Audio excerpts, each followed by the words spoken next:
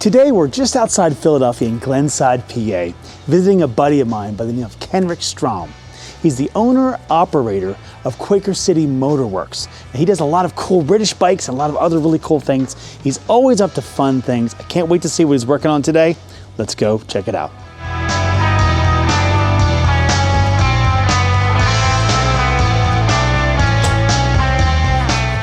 Kenrick. Hey, Greg. Brother. How you doing, man? Pretty good. How you doing? This is my first time, man. How's it looking? Welcome.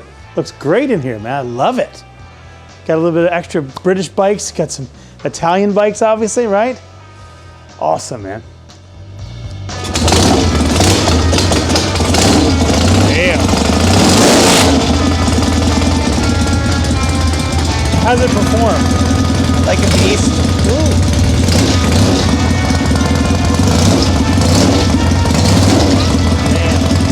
Sounds great. Damn good. It's just fun. I mean, it's...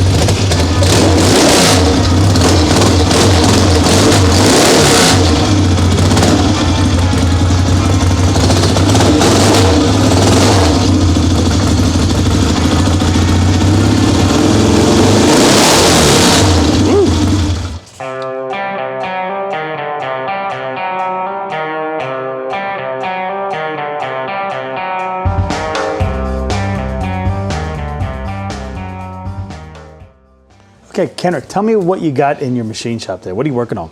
What are we working on? Well, some of the customer bikes here we've got, this is a BSA B50, basically the sort of last big singles that BSA put out. Gotcha. Early 70s?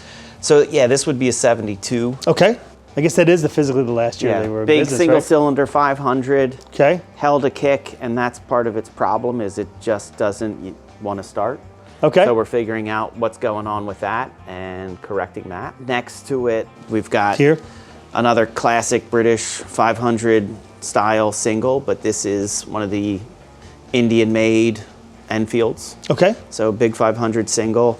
You know, compare the two. This is sort of the more gentlemanly version of the BSA. Great for plonking along a country road at 45 miles an hour all day. Gotcha. But that one has met the sort of edge of its Indian metallurgy. Gotcha. And has a piston that is disconnected from its conrod. Now, something like that, when you talk about the ailment in this bike, is it something done by the rider or is it just in time? They're great bikes to sort of plonk along the road at, but Okay. you can't throttle them. You can't ring them out. And that's probably where you run into trouble. It's essentially engine, frame, suspension, pure 60s. Gotcha. Electrics are modern, but yeah, I mean, everything else going on. Well, the carb is a 70s carb because they want to put Makunis on there. Okay.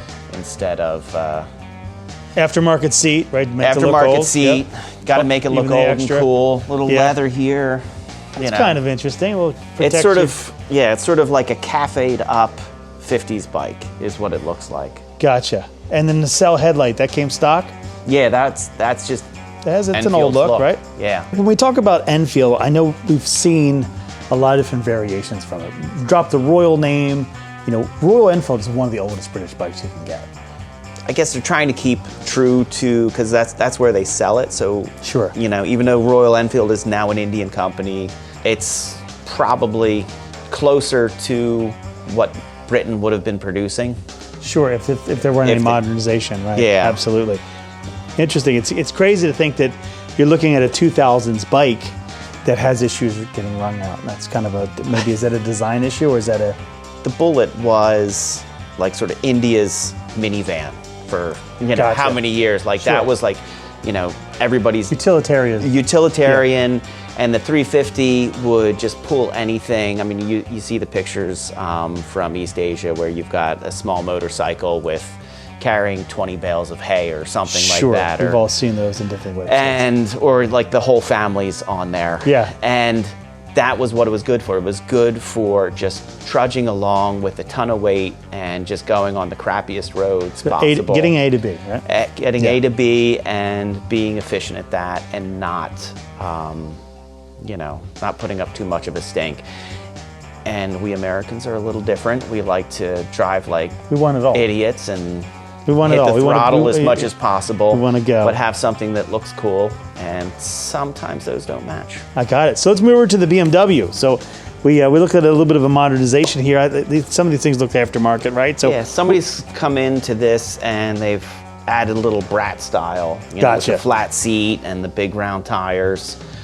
But underneath it all, we still have trusty little BMW boxer engine going on. Run forever, right? Yeah, little tractor, another tractor. Right. Like from a machine shop and being a machine head guy that you are, how do you see BMWs are to work on overall? If we talk about vintage BMWs, they're fairly straightforward. I mean, there's some tediousness there with certain things, how it's done, but overall it's a straightforward machine. Like a lot of older bikes, you know, everything's exposed on the side, so you want to do a top end, it's all there. You want to adjust the valves, it's all there. Tanks on, you can do pretty much anything. Gotcha. You know, they're fairly easy to work on. Basic servicing, you know, it's one of these bikes where every couple of years you want to go in and you're going to have to remove the rear wheel and grease your splines on your drive shaft, and it's a little more detailed. Okay. So, you know, yearly it's a cheap bike, but every like 4 or 5 years you're gonna pay for it. $1,000 or so two. I'm assuming this is a mid late 70s, something like that. Okay. So and when you're looking to, you know, turn it into a brat bike, you're taking things old, you're getting rid of a lot of electronics, obviously, which we see a lot of visibility through the bike. That's a certain style that people are doing today. But I think there's something that's just a different vibe. Yeah. And we always find interesting about this year, and again we talked earlier about the toasters and stuff. Is that's a big fuel tank you got there. Look at a lot of the Brit bikes. You know, we were still looking at bringing them over to America, where you have the little fuel tank, and this is still very German, obviously, right? So it's the bigger tanks were much German, but that was also the BMW people were different. So I mean, the toaster tanks were very popular. That's probably like a 4-gallon, 4.5-gallon tank. And then you look at the British stuff and they had smaller tanks. Yes. But if they sold the same bike in Britain, it had a bigger tank. Tanks. Yeah, absolutely. So Kenrick, when we talk about a mid-70s stock BMW bike here, you mentioned about it being turned into a brat style. I can see the look has changed and the look is cool and modern. What about the performance? Does the performance change on a brat style bike like this? R75 you can get, if you take the RPMs up and you ring it, it's a fun bike. It'll handle, it'll respond. Right. And they've sort of, you know, I think they've compromised that by doing the look, but hey, it's all how you ride. All these bikes, it's look first. Let's be honest. Most of these Brit bikes, to rehab them is about the look. It is, and no one's putting that on a track. All right, so let's move over to this beautiful single-cylinder Triumph you got here. Tell me about it. So this is the Triumph that no dealer wanted on their showroom floor. In the States? In the States, yeah. I have no idea how it went over in England. So this was, my understanding with this is when these came out, dealers were required to buy these.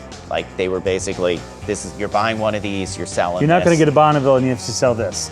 Essentially. Well, and so what happened is a lot of these were just put in the showroom floor, never sold, given away, things like that.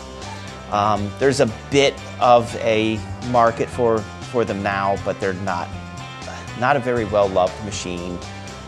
It's essentially a Triumph duplicate of a BSA. So the BSA, so essentially what we're looking at is a BSA with Triumph badging. Gotcha. B33, what is it? So this would have been a B25. Okay, gotcha. Okay, so the 250 BSA was a Starfire. Sure. And then something else. I forget. I think it was Starfire was it. I can't even remember that. But the Triumph, what Triumph was doing there is they were taking BSA models, badging them, and selling them as theirs. By '73, BSA was gone, and Triumph was taking over. They had the engines, they could sell them. It's an okay bike to ride. Right. But it's a 250, it's underpowered, and for most people who want a Triumph, they want a 650 Bonneville. That's it. You know. So we have, this is in your shop for a reason. So what's wrong with it? What are you doing to it? There is nothing wrong with it. Oh, really? Okay. No. So these didn't come stock with turn signals, and this person lives in the city, and we put turn signals on it. And how? So you got them on the front and back. Obviously, they're pretty large. Is there a lot of options for turn signals for British bikes like this? That's what, if they came with turn signals, that's what they would have been stock. Wow. The difference on this is later Triumphs had turn signals, and they had in here, we sort of drilled holes and made do up here. Gotcha. And took that Same thing in the back. tail and made it happen. 70 to 80% of Triumph's motorcycle sales were in the US. Everybody wanted the Triumph. BSA was a good bike, but it wasn't selling as well as Triumph. You ask somebody to draw a motorcycle out of memory, and they're gonna probably draw you a Triumph. Yes, understood. So I noticed you have is this a drum brake on this still? Yeah. Oh wow, okay. Is that normal? I thought 70s, early 70s. Maybe next year they brought the So 1973 okay. is when Triumph brought in Gotcha. disc brakes. Wow. And then for the ones like this, they did not happen. So the 650 turned into a 750 in 73. That got a disc triples. brake, but everything else, even the 500s that year, had drum brakes. Ah, wow. So let's talk about this Commando, because it's really clean looking, man. What's going on here? Is this getting worked on, or is it for sale? This is ready to get picked up. Okay. It's been waiting to get picked up. So it's got its work done on it. So what had to happen with this? Is it just a basic work down, or what? Fork stop was broken, so that, had to pull that apart, weld that up, rebuilt the front forks, rebuilt the front brake. Okay. Make it run. That's sort of usually what happens with these. Okay. Something goes wrong, they have some issues well, handling. What happens is somebody has it, they let it sit for a long time, and then, besides just the carbs being clogged, there's other little things that go on. Okay.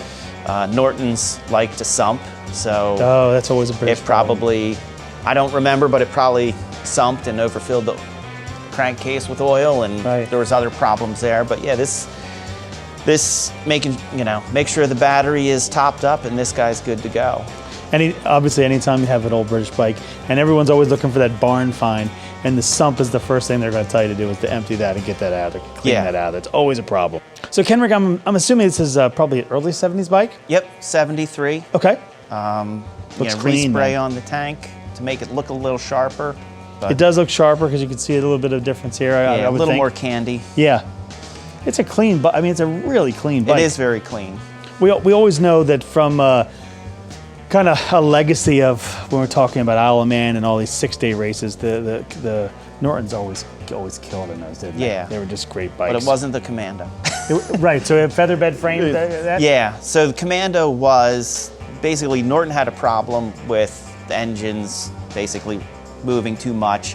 And the featherbed frame was the Atlas of the previous year. Absolutely. And what they did on this one is they made a isoelastic frame. Okay. So the engine and the rear basically rubber mounted. Gotcha. To isolate that. And then this was the last, 73 was the year they went from the 750 and into the 850. And then they ran into issues there with bearings and things like that. Wow. So there was a lot of power coming from the engine. Sure. But this is they didn't compensate everything else for it, right? This design essentially started in 1949 with the Model 7. Okay. And it's just that vertical. It was Norton's introduction of the vertical twin. Sure. And yeah, so we've got a 1940s design that is lasting into the 70s, and they're just taking it from originally what would have been a 500 out to 850. Wow. And it just, so when we talk about this bike, we know we see some a little bit of different spray on the tank. You see some chrome here and there, but how much is this as a stock Commando for the year? This is stock. Wow, this is pretty stock. I mean, the difference would have, the paint back then wasn't great, so this red paint would have been really toasted looking.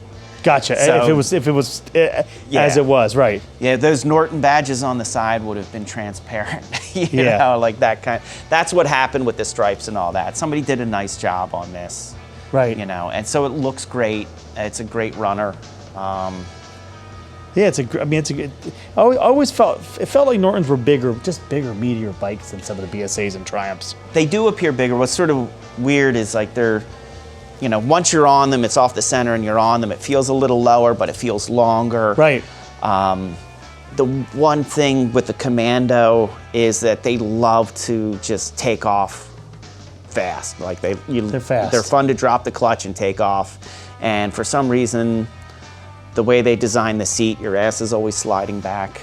Really? Because it's just so flat here. You take off and you're holding on. Yeah, it's got that great, like, hold on for your life kind of feel when you take off. Right.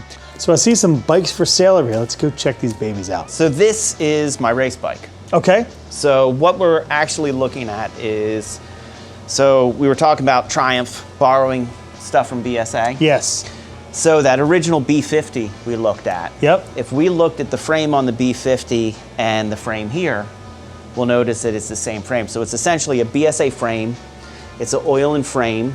Okay, so early 70s, right? Yeah. So this is a 1973 technically. Okay. And what Triumph did is they said, hey, let's throw our 500 engine in that. Single cylinder. So in 1973, Triumph was selling the B50. Yes. And I believe they called it it was labeled as a Triumph called the TR50MX or something like that. And the other thing they were doing is the TR5T, or two names it went by was Trophy Trail or Triumph Adventurer.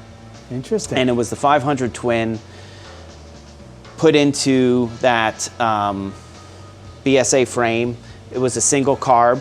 Yep. You'll notice I have dual carbs running on this, but it was a single carb. It was essentially BSA framed Triumph engine.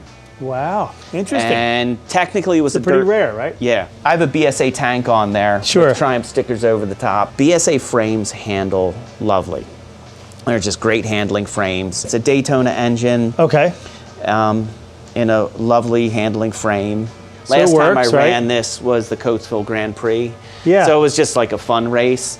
So it's street legal, but then again, it's got pipes that end just after the engine, so it's loud and obnoxious. Gotcha. And after a couple races, I decided to modify the frame so I could get two carbs in there. So we're talking about, early 70s bike. You've morphed this into all kinds of really, really cool stuff with your skill set, and you have to really know what the hell you're doing to even get to this level. What type of top speed? You call this a racing bike. What type of top speed are we talking? Just over 110. Okay. Most of the tracks we're on are under 2 miles. Okay. So you've got, a ton of curves and a straight that's maybe a quarter mile. Okay. So it's not that long. It's not that long. All the corners are there to slow you down and give you some struggle. Right. That's where you've got to have as much speed going into that straight as possible. I think the best straight I've ever done, I've maybe reached 90 miles an hour. So you said this bike's for sale. You've created it. You're willing to let it go. So who would be the prospective buyer of something like this? Somebody with bottomless pockets, because it's racing, and it's one of these things. But that's important to know. I mean, you get into racing, and it's a race weekend's a couple $100. First thing I want to do is I want to get some more power, and then they're going to spend $2,000 in the head. Sure, but that's a quick fix to give you the horsepower if you need to race. Yeah, you're all about racing. So it's going to be the Triumphs. I'm gonna unsell it right now. So in this class, it's set up for Sportsman 500. Okay. And in that class, we race against CB350s. Okay. And the thing, CB350s, you can get a shit ton in there, but the difference was this was a 28 horsepower bike off the shelf. Right. The CB350s came out with about, 32, 35? Just over 30 horsepower. They had a little more horsepower. This is a stock. This is a push rod engine. Okay. CB350s were an overhead cam. Okay, so they were a step ahead anyway. I'll come through. I'll handle better than a stock CB350. Right. But once we're through the corner, it's got more get up and go than me. Sure. But isn't that the when we talk about Brit bikes, not that you only do Brit bikes, but that was always the conundrum about the fall of Brit bikes, is that the Japanese bikes came in and the handling was still there, but the engines were just better. Well, I mean, part of it is, Japanese came in and they basically hit the British industry while it was down. The British industry was failing already because, this is an engine designed in the 30s essentially. Right. Like that vertical twin engine. Right. It took them to 69. It wasn't even diagonal. It was, yeah. Yeah, it took them to 69 to put a triple out there, and the triple was a decent engine, but it had its teething problems. Sure. And I do love the BSA Rocket 3, but I get it. That was a good performing bike, but it only lasted for a certain amount of time. Yeah. By then, the Japanese were already taking over. But part of the problem with the British is the British were like, hey, we can sell all these bikes to the Americans and they'll buy it. And they had not really updated their tooling. Well, I mean, part of it was, there were strikes, there was labor issues, there were all these issues in England at the time. And to think it was just the Japanese that came in and changed it, Japanese came in and they could develop new and jump on top of that. And they would, Honda would just go, okay, that didn't work, build something new. Sure. Okay, and they had no problem with failure. Gotcha. Failing was them learning. Sure. Where the Brits did not like failure. I can imagine that. But they could stick with something that was designed in the 40s or 50s and, basically, what's the expression? Flog a dead horse. Yes. So we're talking about, we have British bikes, we have a German bike over there. Now let's move to the Italian bike. So let's look at this beautiful Ducati here. So let's talk about this really clean, beautiful looking Ducati. So yeah, this is 66 Ducati Monza 250. Just quintessential Ducati of the 60s. Single cylinder, spriteful little engine. Wasn't their fastest one. The Monza was more the daily road goer compared to, they had Mach 1s and different scenarios that had a little more power. This is one of mine, like the race bike, one of mine, and I'm busy. Only thing I'm sorting out on this is the carburetor. Somebody had, along its lifespan, somebody had changed the carb from the original Delorto to a Mikuni. An updated version of it, right? And since this is, an updated version, and it never really ran quite right, it would get a little lean on the upper end. Okay. And so it got here into more of a British bike shop, and it's getting an Amel carburetor on it now, so the Ducatis coming out of Italy all had Delortos, but there were Ducatis coming out of Spain, and they would get an Amel on them. Okay. So I'm just taking the specs from that. Amel's just a nice, simple carburetor that should give me better performance throughout the range and less issue than the Mikuni. Mikunis can be very efficient carburetors, but they also, with today's gas, ethanol and fun, that's important they to can consider. clog up real easy, and Amels are great. I had one of my bikes I would shove in the back and every 2 years pull out. Okay. And it would have old gas that smelled bad. Still run?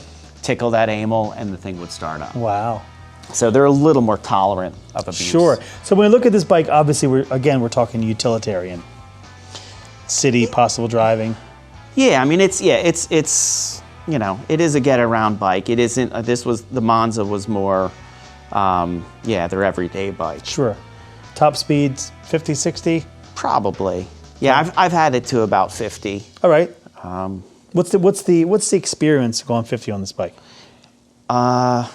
Depends how long you want to go 50. Okay. If you hit it. I mean it's a lighter bike. You feel everything going on. It's a very exciting.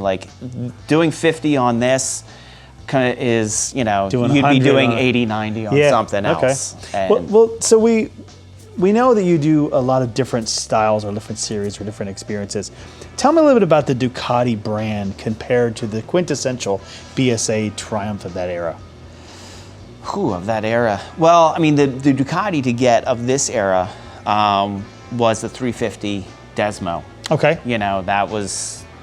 That's a mean bike. You kick that over and you do it wrong, it'll, we actually had one in here. A friend of mine bought one and, never really kicked over a bike. I'm showing him how to kick it over and he ends up breaking his foot in 2 places. They're high compression, they're serious, mean things. This thing you can, kick over in a pair of sandals. And, so I mean, Ducati was doing that, but it was also doing this. The Ducatis we know, race bikes. Are race bikes. They're vertical twin, but they had the V twin Ducatis like the GT 750 and stuff like that. Sure. That are sort of the big original ones we know from the 70s. This was quintessential 60s Ducati, single cylinder, smaller, nimble, fun. Because I know I have a couple of buddies that just swear by only Ducati, and they're racing guys, so they're about speed, and that's what they're out there doing. Oh, they've got the V twins, yeah, they're fast bikes. Those GTs are awesome bikes. The 900s, just. So when you talk about what the Italians were doing in that early 70s, what do you think? What was their skill set compared to the Brits? As far as standard motorcycle. The one thing, I love Italian bikes. I think if you look at the engine, you just look at, there's a lot more artistry. And I think another brand that is gorgeous is Perilla. Okay. You don't see a lot of them. Don't see a lot of them, but their engines, everything's just gorgeous. Right. And if one nice thing with Ducati Perilla, we had importers in the Philly area. Okay. So we do see some old ones. And then we had, Geraldo Faraci up the street with Fast by Faraci, so we see the later ones too. All right. But yeah, this is what would have been around when Faraci, came here to the U.S. and was tuning bikes for people. Ah. But yeah, this is. So would you consider this a bike designed for the American market? No, I don't. I don't. From what I understand with the Italians is the Italian market was not their main concern, where the Brits would tailor things for the American market. Because of they were money. making their money off of it. Yeah. I think Ducati was making bikes, because Ducati was making smaller bikes, and the things there were like the Giro d'Italia and all these different small bike races. So they were making them for themselves, for their own market. And if they found themselves if they found themselves in America, fine.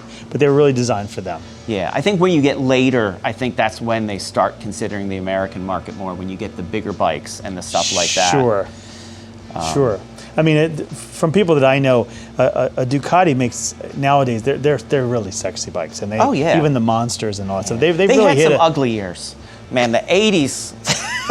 They were definitely not talking about the 80s, maybe early 90s. They had some weird ones where it's just you had these clunky styles coming out of the 60s into the 70s. I think 70s, the Ducati, the GT 750s, the 900s, SS, all those were just gorgeous bikes. And then I'm, friend of mine, the Passo was one of the weirdest, ugliest bikes. I mean, it's just, but it's quintessential 80s. It's so 80s. It's, yeah. 80s are 80s are the 80s.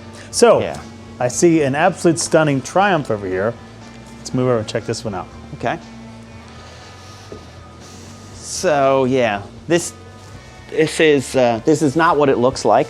Okay. So what we have here. This is a chameleon, maybe a.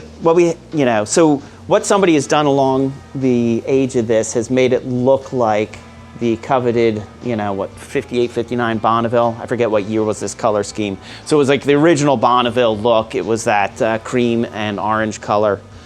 And what we really have here is a 57 Thunderbird.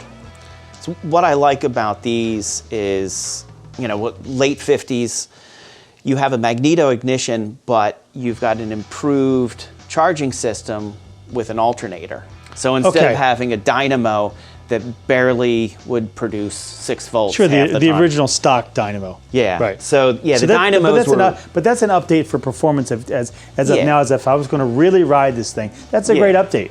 Yeah, I mean, if you want a bike that's usable, so I can have this bike, I can have no battery, right? Yes. Go over, it's a magneto, I kick it over, it starts, but then when I want to put the lights on, lights are running.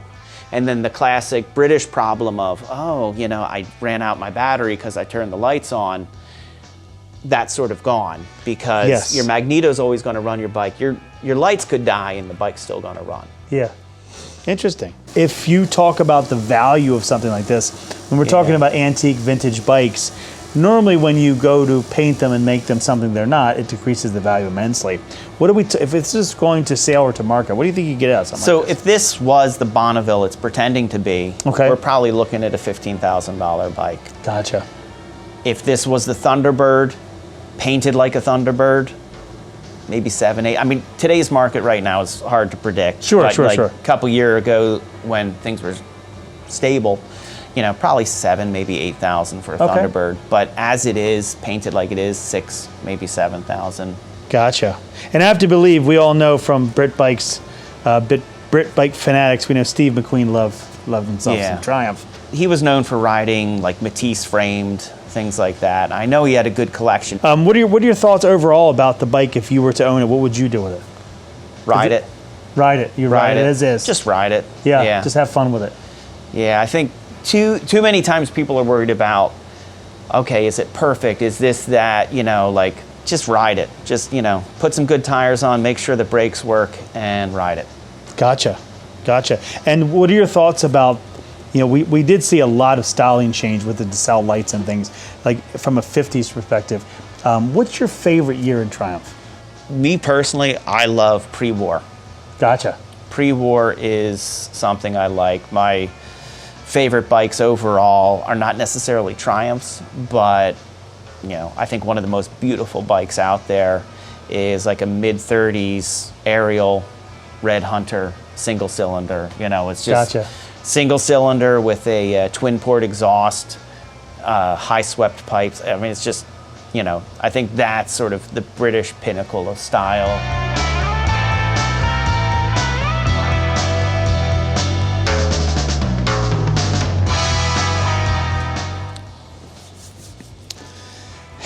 I gotta tell you, Kenrick at Quaker City Motor Works does great things with cool bikes. As a British bike owner, if you don't have a good mechanic, you're nowhere. If you like what you've seen today, click like and subscribe, and make sure you follow us on Facebook and Instagram. This is Gregory Shelton with Historic Living, Modern World, reminding you, whenever you do something, always work to move people. Cheers.